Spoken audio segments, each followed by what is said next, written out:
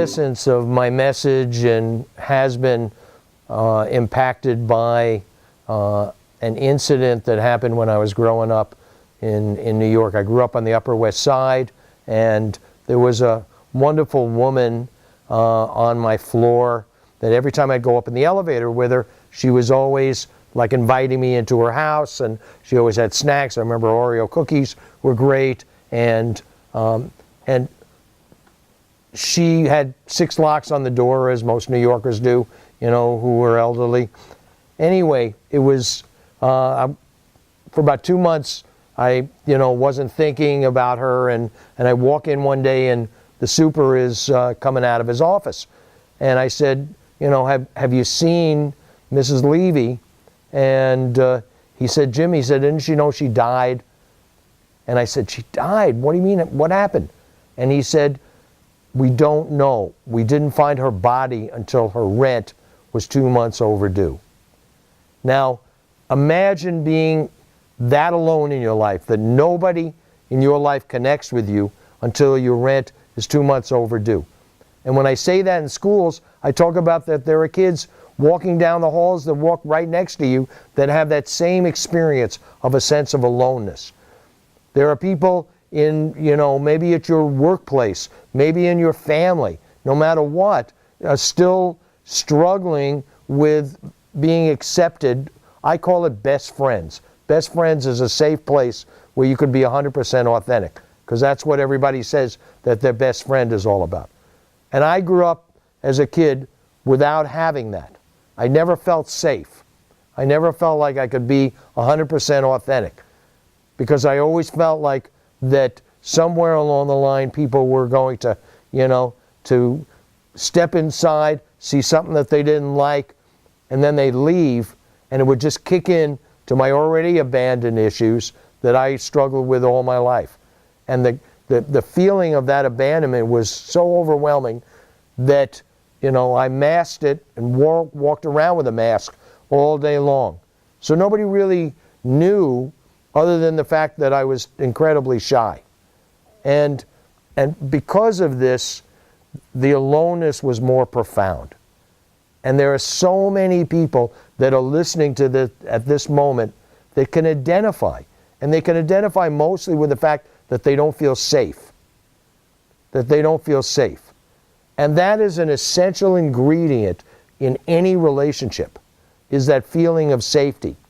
Because if you don't have that, then consequently, you're always going to be on. You're always going to wait for the axe to fall. You're always going to be in a position where, theoretically, someone's going to find out who you are. And people live with that every day. And it's such a terrible experience, because it never makes you free. I mean, we talk about money making you free. Money doesn't make you free as much as feeling safe makes you free.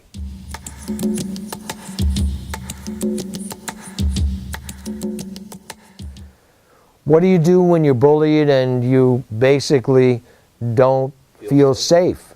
I mean, that's what, you know, what do you do when you're bullied and you don't feel safe?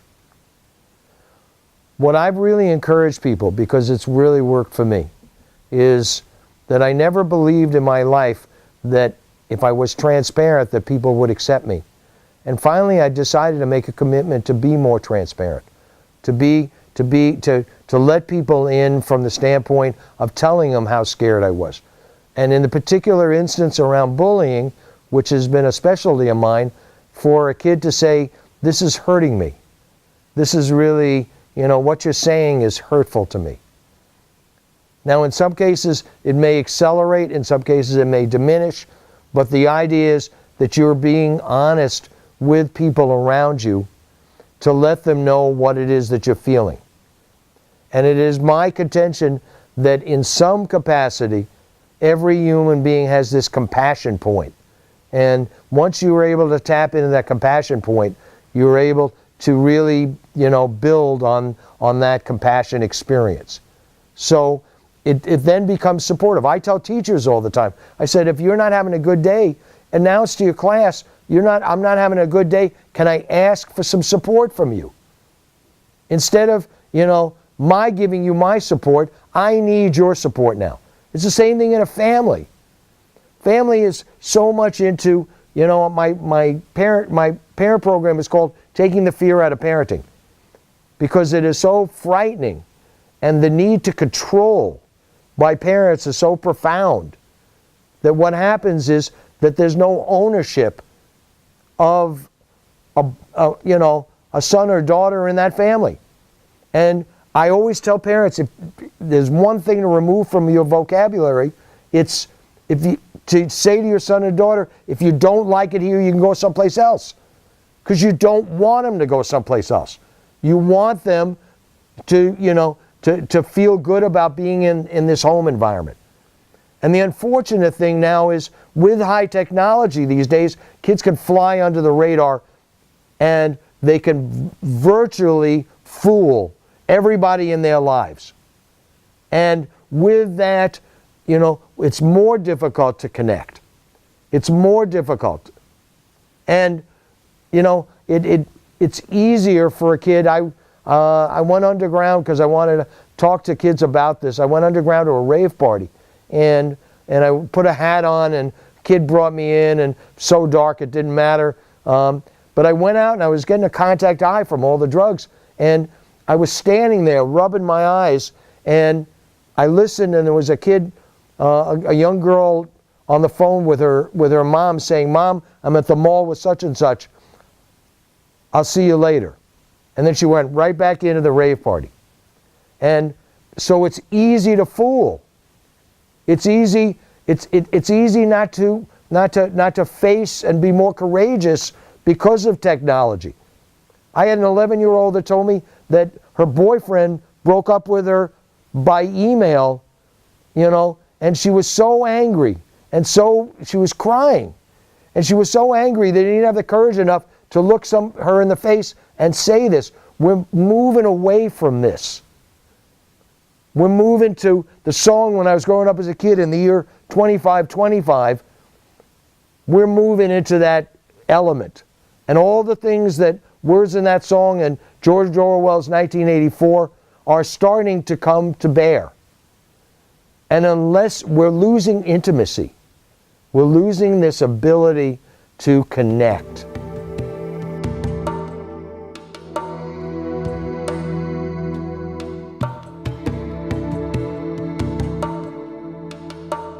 I was at this breakfast place that I bring work to, and sit there, and it's usually a crowded breakfast place. And there was this couple sitting probably an arm's length away from me, and they were sitting there, and they had their heads bowed, and they were eating oatmeal or cereal, and they were texting, and I put my work down, and they weren't even looking at each other. And I turned to them and I said, I noticed your wedding rings, and, you must have come here together, but you don't seem to be talking to each other, are you married? And they say, yes.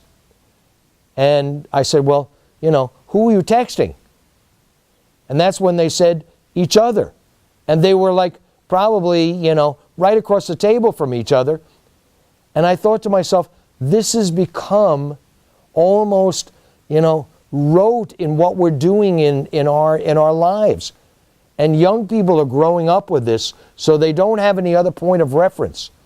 And the only way we can stop some of this madness is to be able to still make friendship important, make human connection important, make the ability for us to be open and real important, as opposed to hiding. And if we don't do this, we are evolving into this robotic situation. And that scares me more than virtually anything else, is this robotic situation that we have found ourselves in. Is that about being afraid of technology? It's being afraid of technology, but in the sense, it's a double-edged sword. And obviously we know today, how vital technology is. We also know how it creates a dependency. And it is in this dependency that we all have to be able to look at in the healthiest of ways to stay in balance. And the balance is, this ability to to build on relationships in our life by sometimes looking into somebody's face. We don't look into people's faces. You talked about the concept of feeling alone, and that makes me think about the victim in a situation. What about the antagonist? What about the person who probably also feels alone? But what do you have to say to the young person that's seeing this that says, well, it's because they deserve it or because I think it's funny? The antagonist is equally alone, if not more profound. What I say sometimes in my programs is, if this assembly had happened in my school, I'd be sitting in the seats where you are, laughing and putting it down, and wondering why I went home that night feeling totally alone. And I say to, other students, I say, if you see somebody around you that's laughing or putting this down, know they need more support. Know they need more kindness. Know they need more of the ability to be able to feel like, they're not virtually alone. And sometimes we forget this. We're so busy in this kind of adversarial life where somebody comes in and they do something and you want to destroy them. You want to put them away. You want to do something, when the reality is most people don't understand that that person, although maybe not in the deeper sense of the victim mentality, where it becomes very profound, or somebody loses their life, or somebody does a tragedy situation, but the idea is that that person is equally a victim. That person is equally, in some way, shape, or form, has been destroyed in their own right. And the only way they know how to stop this feeling of constant being destroyed is that they have to climb over somebody to get to a level where they can feel good about themselves. And they use people around them to climb over so that they in turn can feel better about themselves. So when you understand this mentality, then you don't necessarily forgive the perpetrator. You basically at least have a clearer picture that it's not about you. That's the key that I've always said, that it's not about you. That because there's on one of my posters, it says, no matter who you are or what you do, there's going to be some people that like you, there's some people that will dislike you, there's some people that will hate you, and there are some people that will be indifferent. And the whole message to that is, it's never about you. It's always about the other person. I mean, you're just in the way. You're just, I say to my audiences, have you ever taken a life-saving course? And what do they tell you to do when you go out for a drowning person? You throw a buoy, you throw a shirt, you put a stick out there, because they have no conscience. They just want to get above the waterline. And you become the ladder. And unfortunately, more people drown going out to save somebody than unfortunately than is saved.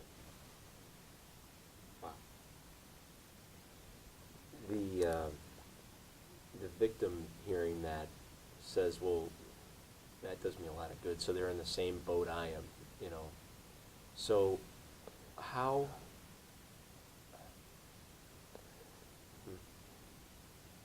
The drowning thing, it answers the question.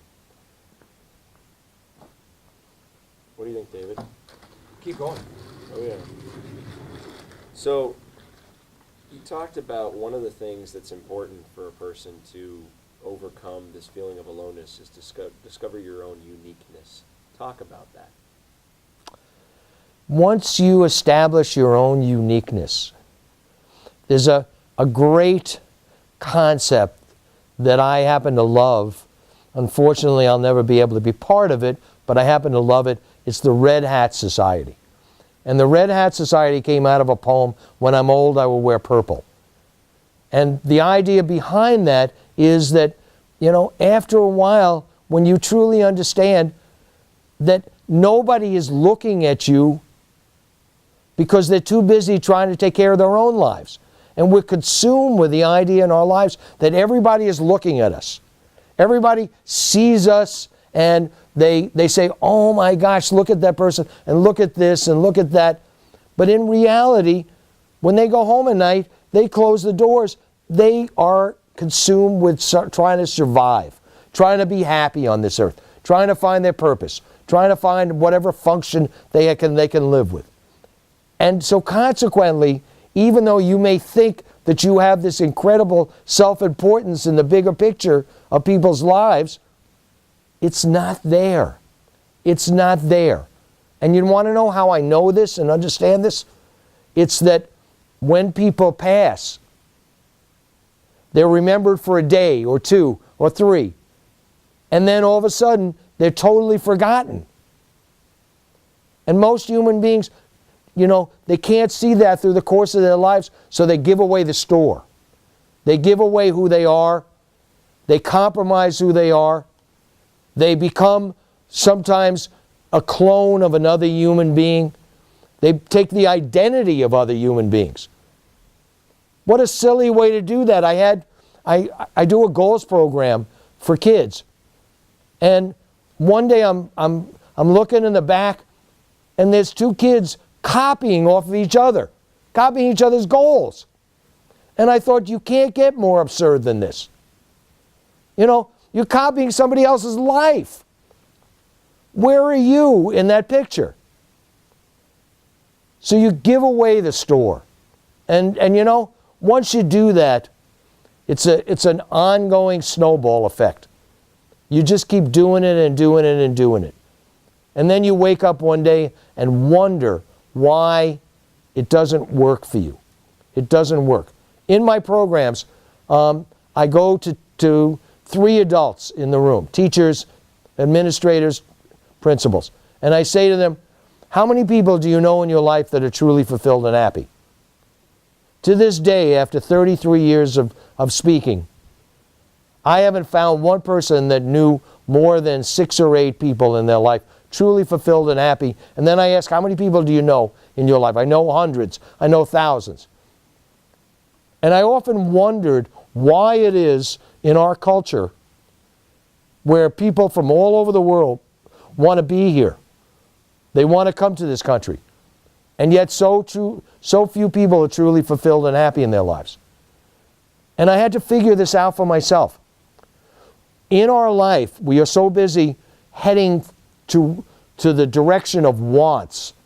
We're manipulated all the time by advertising and by the media, and we go into that direction of wants. When I lived in New York, there were 2 women in Macy's that were fighting over a Cabbage Patch doll, and they bloodied each other at Christmas time. It was the last Cabbage Patch doll on the shelf. And I looked at this and I thought, this can't get more ridiculous. They were physically putting each other at harm and all bloody and everything over a Cabbage Patch doll. Well, we create the same scenario. We create this want. But what fuels every human being is need. And our needs are different. Our needs are different. And we're like salmon swimming upstream to try to get that need met. So the idea is to identify what it is that you need and then build on that, on that identification. And unfortunately, human beings, they don't do that. And the irony of it is, I go around in my session and I ask, if I could write you a check for any amount of money in the world to make you feel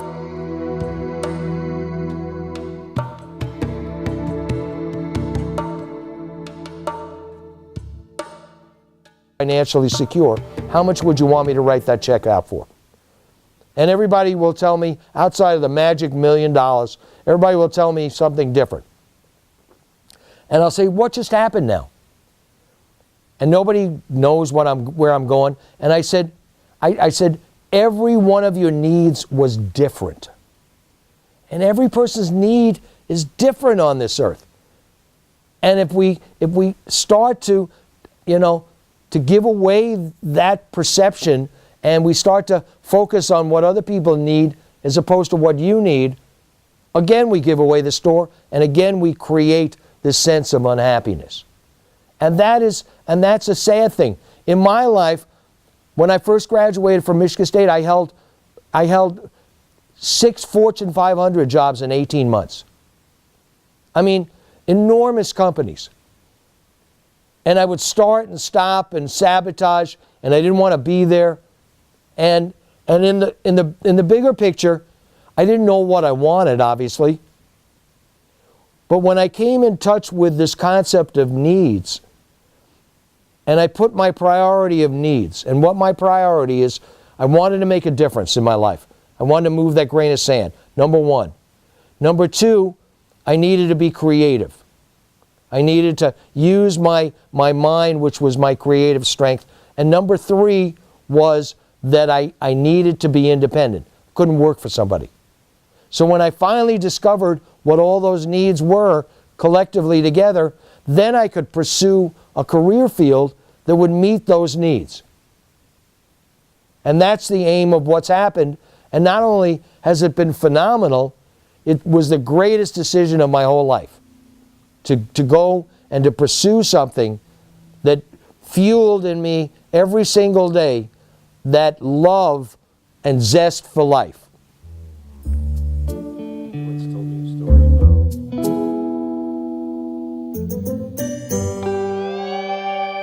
I did my college thesis. I lived in the Bowery in New York as a Bowery bum. And A real bum. a real bum. And I would go up and I would wipe windows for begging for coins. And there used to be a place in there that you could get breakfast for 50 cents. So I'm dating myself for 2 eggs and toast and coffee. But I would wipe the windows and everything, and they would look at me with such disdain. And they would look at me with like I was a nothing. And I wanted to reach in and grab them by the collar and say, I'm just doing this for my thesis.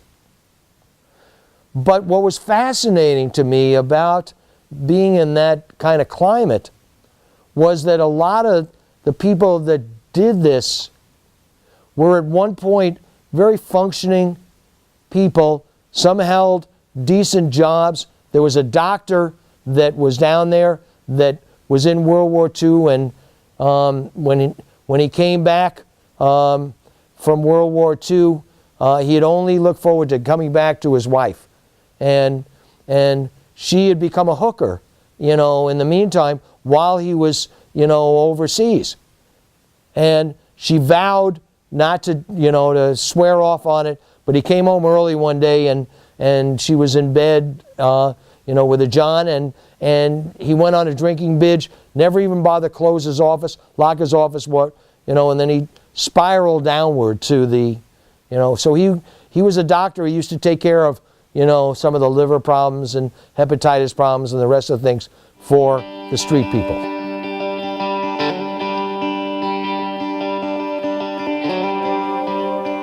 I've never been to a funeral in my whole life where somebody has stood up at the funeral and said, that person lived in a great house. That person drove a great car. More often than not, people remember the kind acts and the fact that that person was there. And the fact that that person made them laugh, or that person was a great family person. So we've lost this ability to understand what's really important. And in losing this, our whole culture just operates on this big mob mentality. So instead of being grounded in who you are as an individual and living out who you are as an individual, you're forced into this mob mentality.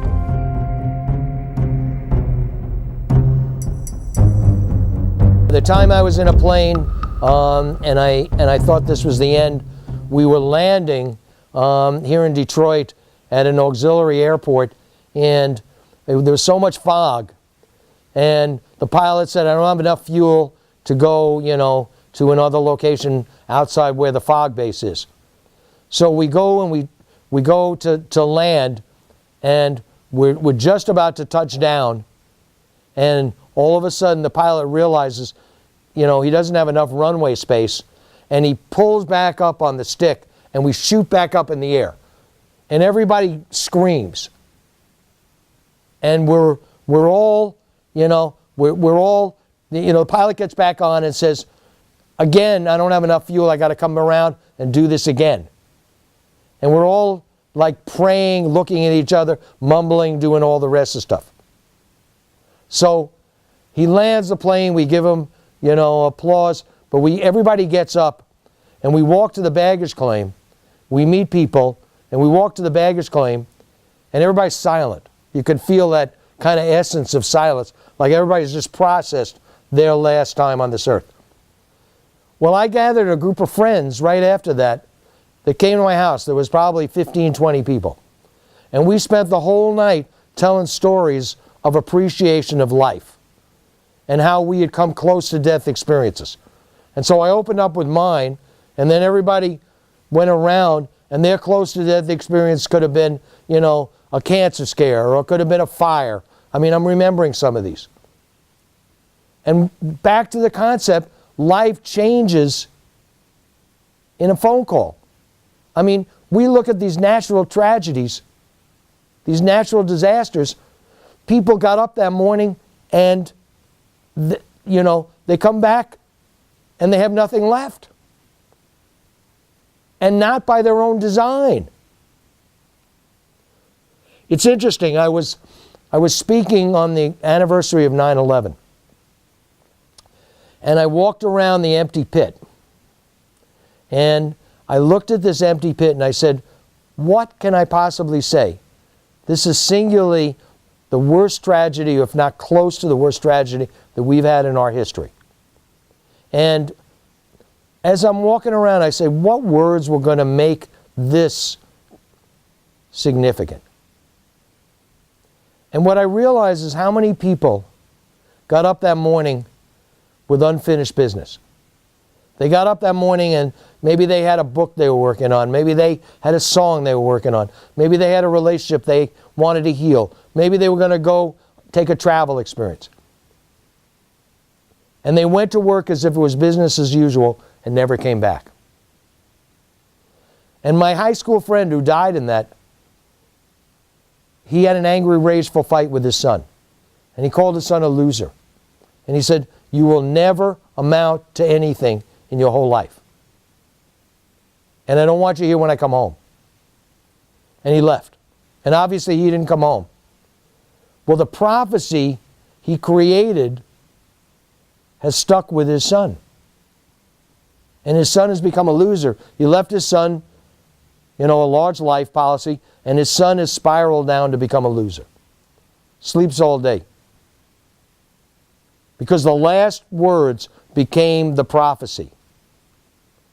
And the irony of this is, if our last words to somebody are in anger, or in put-downs, or in sarcasm, and something happens to the other person, or even to us, that is our last human contact as we exit.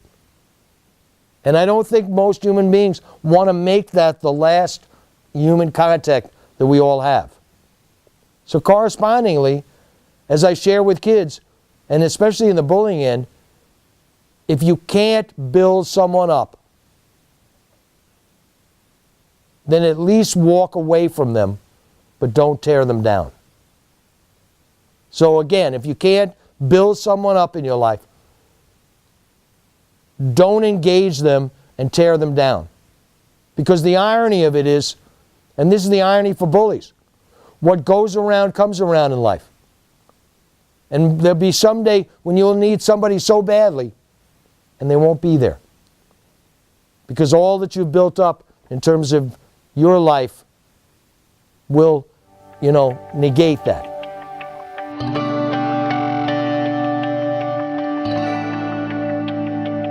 I do an interesting thing, and I have kids tear up money. And then I'll tear up pieces of a bill so they remember people first, things second. They'll never be alone in their life. And the thing is that once I ask somebody, now I use 20s, I ask somebody in the audience, give me a 20 and I tear it. I ask them to tear it in half because it's their money. And then I'll tear it in shreds and I'll throw it down and I'll say, if this is the only thing that you get up every day for, if this is the only thing in your life that has the slightest bit of meaning, there's never going to be enough of it. Never. But I preface that with saying, I'm not saying that this is not important. We run a whole culture by this. But it's the idea that of what point in your life do you come to a conclusion that you're content, that you have enough? See, we are not a culture that promotes that level of contentment. Whenever somebody wins a Super Bowl and they do an interview,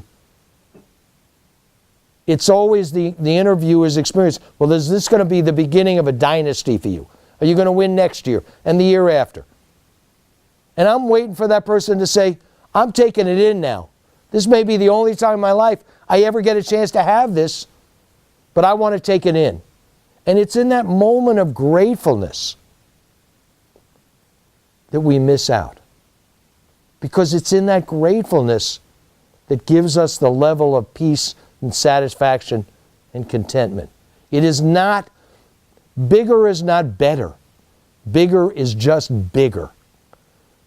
And when you ask these companies that collapse, or you ask these, all these people that lose their jobs or get downsized or whatever it is, that bigger is better, they'll look at you and say, wait a minute, I'm having to live with that, that experience by not having a job. So my idea is to really be grateful for what you have.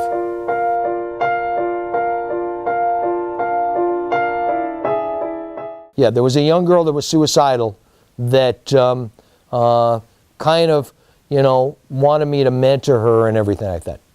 And when I tell people why she was suicidal, she's the valedictorian of her high school.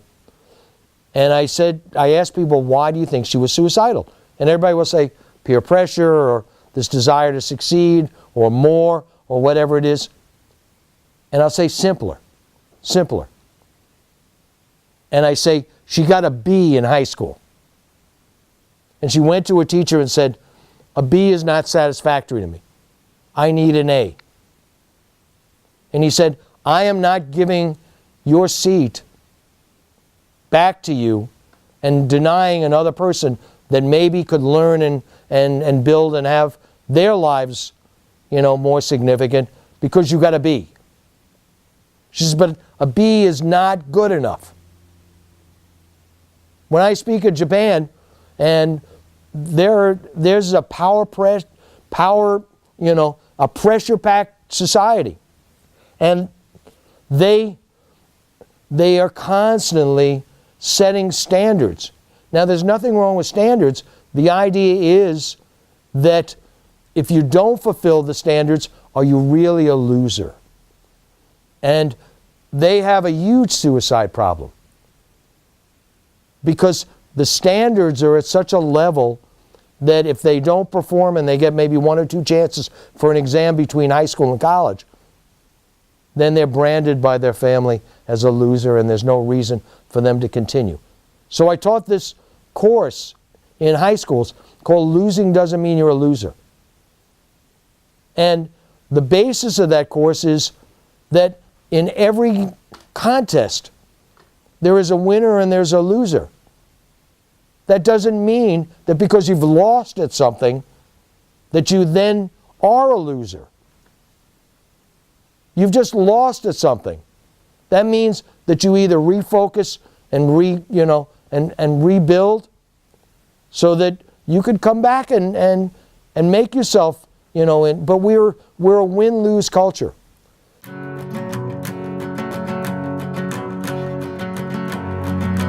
I'll tell you a story about, this overachieving. And I was speaking in Chicago and I flew in and I went to a friend of mine's Little League game. His son was playing on one of the teams. And I walked all the way down to the last seat in the bleachers. I came late. And there was a guy sitting next to me whose son, as I said, was playing on the opposing team. And he was screaming instructions to his son. His son was playing center field. move back, come forward. And when the kid was up at bat, it was like, this guy was even more merciless. Hold the bat steady, make contact with the ball, don't swing wildly. And his son, who so much wanted his dad's approval, basically was trying as hard as he could. Anyway, it was the last inning, winning run on third base, opposing batter hits the fly ball out to this man's son in center field. He runs in, and the ball drops over his head. The bench is emptied out, parents to congratulate their kids, parents to console their kids. This guy took his fists and pounded his thighs.